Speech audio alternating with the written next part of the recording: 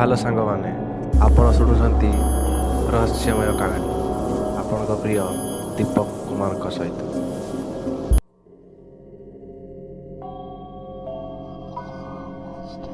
ଏ କାହାଣୀ ହେଉଛି ସୁନୀଲ ଯିଏକି ଭଲ ପଢ଼ା ଲେଖା ପିଲା ସାଙ୍ଗରେ ଭଲ ମଣିଷଟିଏ, ହେଲେ ତା'ର ଦୁର୍ଭାଗ୍ୟବଶତଃ ତାକୁ ଭଲ ଚାକିରି ଖଣ୍ଡେ ମିଳୁନଥିଲା। ତ ସେ ସବୁବେଳେ ଚିନ୍ତାରେ ଥିଲା କି ମୋତେ ଭଲ ଚାକିରି ଖଣ୍ଡେ ମିଳୁ ବୋଲି। ତ ଦିନକର କଥା, ସୁନୀଲ କି ତା ମାମୁଁ ଡାକିଛନ୍ତି ଆଉ ସୁନୀଲ ତା ଘରକୁ ଯାଇଛି।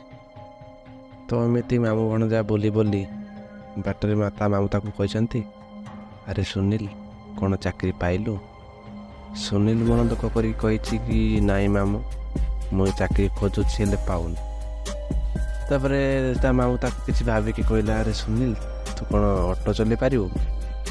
ସୁନୀଲ କହିଲା, ହଁ ମାମୁଁ, ମୁଁ ଚଲେଇ ପାରିବି। ତାପରେ ତା ମାମୁଁ ତାକୁ ଅଟୋ କିଣିକି ଦେଇଛନ୍ତି ଆଉ ସେଇ ଦିନଠୁ ସୁନୀଲ ଅଟୋ ଡ୍ରାଇଭର ହେଇଛି ଆଉ ତା ବ୍ୟବସାୟ ବି ଭଲ ଚାଲିଥିଲା। ଦିନକର ଘଟଣା, ସୁନୀଲକୁ ସନ୍ଧ୍ୟା ସମୟରେ 12ଟା ଗାଁ ଯିବା ପାଇଁ ଭଡ଼ା ମିଳିଥିଲା। ସେଠୁ ସେଦିନ ସେ ଫେରିବା ସମୟରେ ଦେଖିଲା କି ଜଣେ ଝିଅ ତା ଅଟୋକୁ ହାତ ଦେଖାଉଛି। ତ ଏହା ଦେଖି ସୁନୀଲ ତା ପାଖରେ ନେଇକି ଅଟୋ ଛିଡ଼ା କଲା। ସୁନୀଲ ପ୍ରଥମେ ଦେଖିକି ସେ ଝିଅକୁ ତାକୁ ବିଶ୍ୱାସ ହିଁ କରିପାରିଲାନି କି ଏମିତି ବି ଦୁନିଆରେ ଝିଅ ଅଛନ୍ତି, କାରଣ ସେ ଝିଅ ଦେଖିବାକୁ ବହୁତ ସୁନ୍ଦର।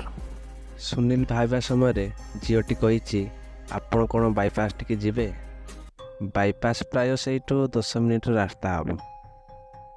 ତ ଝିଅଟି ଯାଇକି ଅଟୋରେ ବସିଛି। ତାପରେ 10 ମିନିଟ୍ ବିତିଗଲା ପରେ ବାଇପାସ୍ ଆସିଛି। ତ ଝିଅଟି କହିଛି, ହଁ ମୁଁ ଏଇ ଜାଗାରେ ଓହ୍ଲେଇବି। ଝିଅଟି ଅଟୋରୁ ଓହ୍ଲେଇ ସୁନୀଲ କି 1000 ଟଙ୍କିଟିଏ ବଢ଼େଇ ଦେଇଛି, ଯେଉଁ 1000 ଟଙ୍କିରେ କି ରକ୍ତ ଛିଟା ପରି କ'ଣ ଲାଗିଥାଏ।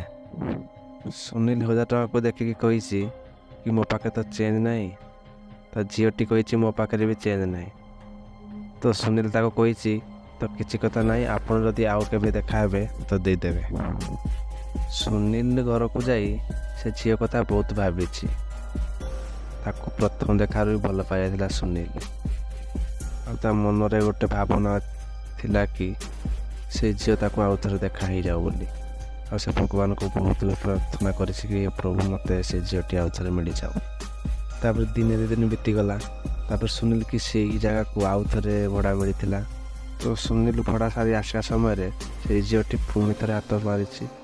ତ ସୁନୀଲ ତାକୁ ଦେଖିକି ମନେ ମନେ ବହୁତ ଖୁସି ହେଇଯାଇଛି।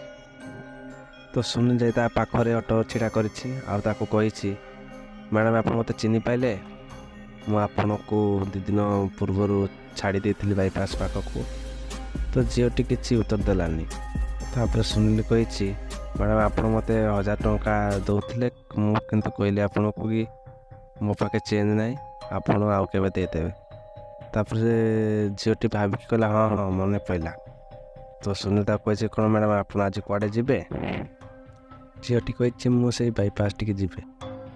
ତାପରେ ଝିଅଟି ଯାଇକି ଅଟୋରେ ବସିଛି।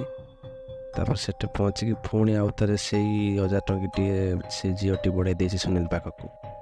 ସୁନୀଲ କହିଛି କି ଆପଣଙ୍କ ପାଖେ କ'ଣ ଚେଞ୍ଜ ହେଇନି ଆଜି ଯାଏଁ ସେ ପଇସା? ତ ଝିଅଟି ନା କରିଛି। ତ ସୁନୀଲ କହିଛି, କିଛି କଥା ନାହିଁ, ଆପଣ ଆଉ କେବେ ଦେଖାହେଲେ ଦେଇଦେବେ। ତ ସେଇଠୁ ସେ ଝିଅକୁ ଓହ୍ଲେଇକି ସୁନୀଲ ତା ଘରକୁ ଯାଇଛି। ତାପରେ ତା ମନ ବହୁତ ଖୁସି ଥିଲା କି ଭଗବାନ ତା କଥା ଶୁଣି ଦେଇଥିଲେ ବୋଲି। ତ ସେ ଝିଅ କଥା ବହୁତ ଭାବିଛି। ତାପରେ ସେ ମନେ ଡିସାଇଡ଼୍ କରିଛି, ଯଦି ମୁଁ ଆଉ ଥରେ ଦେଖାହେବି ସେ ଝିଅକୁ ତ ମୁଁ ମନ କଥା କହିଦେବି। କିଛି ଦିନ ଗଲା ପରେ ସୁନୀଲ ଭାବିଛି, ମୁଁ ଆଜି ଯିବି ଆଉ ମୋ ମନ କଥା କହିଦେବି ଯଦି ମୁଁ ତାଙ୍କୁ ଦେଖିବି। କିନ୍ତୁ ତା'ର ସଂଯୋଗ କି ତା ଭାଗ୍ୟ, ସେଇ ଝିଅଟି ସେଇ ଜାଗାରେ ଛିଡ଼ା ହେଇଥିଲା। ତ ସୁନୀଲ ଯାଇକି କହିଲା, କ'ଣ ଆପଣଙ୍କୁ କୁଆଡ଼େ ଛାଡ଼ିଦେବି? ଆଉ ଝିଅଟି କହିଛି, ଆରେ ସୁନୀଲ, ଆପଣ ଏପଟେ ଆସିଛନ୍ତି। ତାପରେ ଝିଅଟି ଯାଇକି କହିଲା, ହଁ ବାଇପାସ୍ ଟିକେ ମୁଁ ଯିବି। ତ ଝିଅଟି ଯାଇକି ଅଟୋରେ ବସିଛି। ତାପରେ କିଛି ବାଟ ଗଲା ପରେ ସୁନୀଲ ତାକୁ କହିଛି, ମ୍ୟାଡ଼ାମ୍, ମୁଁ ଆପଣଙ୍କୁ କିଛି କଥା କହିବି, ଆପଣ ଖରାପ ଭାବିବେନି ତ? ଝିଅଟି କହିଛି, ନା, ମୁଁ କ'ଣ ପାଇଁ ଖରାପ ଭାବେ, କହୁନ କ'ଣ କହିବ ଯେ? ସୁନୀଲ କହିଲା, ଯେବେଠୁ ମୁଁ ଆପଣଙ୍କୁ ଦେଖିଛି ସେବେଠୁ ମୁଁ ମନେ ମନେ ଆପଣଙ୍କୁ ଭଲ ପାଇଯାଇଛି, କ'ଣ ଆପଣ ମୋତେ ଭଲ ପାଆନ୍ତି? ସୁନୀଲ ଏ କଥା କହିଲା ପରେ ସେ ଝିଅ କିଛି ଉତ୍ତର ଦେଇନି। ସୁନୀଲ ଆଉ ଥରେ କହିବା ସମୟରେ ତାର ଭାରସାମ୍ୟ ହରାଇ ନେଇକି ଗୋଟେ ଟ୍ରକରେ ବାଡ଼େଇ ଦେଇଛି ତା ଅଟୋକୁ। ତ ତ ସେଇ ଜାଗାରେ ଏତେ ବଡ଼ ଆକ୍ସିଡେଣ୍ଟ ଦେଖିକି ଲୋକମାନେ ଆମ୍ବୁଲାନ୍ସକୁ ଫୋନ୍ କରିଥିଲେ ଆଉ ଆମ୍ବୁଲାନ୍ସ ନେଇକି ସୁନୀଲକି ମେଡ଼ିକାଲ ଯାଇ। ତ ଏ କଥା ଶୁଣିକି ତା ଘର ଲୋକ ମେଡ଼ିକାଲ ଯାଇଛନ୍ତି ଆଉ ଡକ୍ଟର ତା ଟ୍ରିଟମେଣ୍ଟ କରି ଜାଣିପାରିଲେ କି ସୁନୀଲ ଆଉ ବଞ୍ଚିବନି ବୋଲି। ତ ସେ ତା ଘର ଲୋକକୁ ଯାଇକି ଡକ୍ଟର କହିଛନ୍ତି ଆପଣଙ୍କ ପୁଅ ଆଉ ବଞ୍ଚିବନି, ଆପଣ ଯଦି କ'ଣ କଥା ହେବାର ଅଛି ଆପଣ କଥା ହେଇପାରିବେ। ସୁନୀଲ ତା ଘର ଲୋକକୁ କହିଛି କି ମୋ ସାଥିରେ ଯେଉଁ ଝିଅଟି ଥିଲା ତା'ର କ'ଣ ହେଇଛି। ତା ଘର ଲୋକ କହିବାର କଥା କି କେଉଁ ଝିଅ, ଆମେ ତ ଜାଣିନୁ କେଉଁ ଝିଅ ଯେ। କହିଲା ମୋ ସାଥିରେ ଯେଉଁ ଝିଅଟି ଆସିଥିଲା ତା'ର କ'ଣ ହେଇଛି। ଠିକ୍ ସେଇ ସମୟ କହିବାର ହିଁ ଡେରି ଥିଲା। ତ ଅଚାନକ ସୁନୀଲର ଦେହ ଗୁରୁତର ହେଇଯିବାରୁ କିଛି ସମୟ ପରେ ଡକ୍ଟର ଆସି ତା ଘର ଲୋକ କହିଲେ କି ସୁନୀଲ ଆଉ ଏ ଦୁନିଆରେ ନାହିଁ। ତାପରେ ଏ କଥା କହିବା ପରେ ସୁନୀଲର ଘର ଲୋକଙ୍କର ମନରେ ଶୋକର ଛାୟା ଖେଳିଗଲା।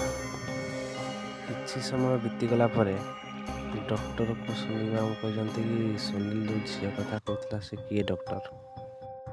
ଡକ୍ଟର କହିଛନ୍ତି ଆମେ ଯେତେବେଳେ ସେଠୁ ଆଣିଲୁ ସୁନୀଲ ଏକା ହିଁ ଥିଲା, ଆଉ ସେଇଠି କେହି ବି ନଥିଲେ। ତ ସାଙ୍ଗମାନେ ସେ ଝିଅ କିଏ ଆଉ କ'ଣ ଥିଲା ସେ ଝିଅର ରହସ୍ୟମୟ କାହାଣୀ।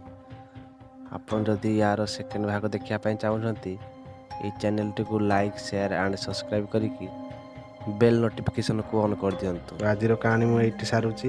ଜୟ ଜଗନ୍ନାଥ।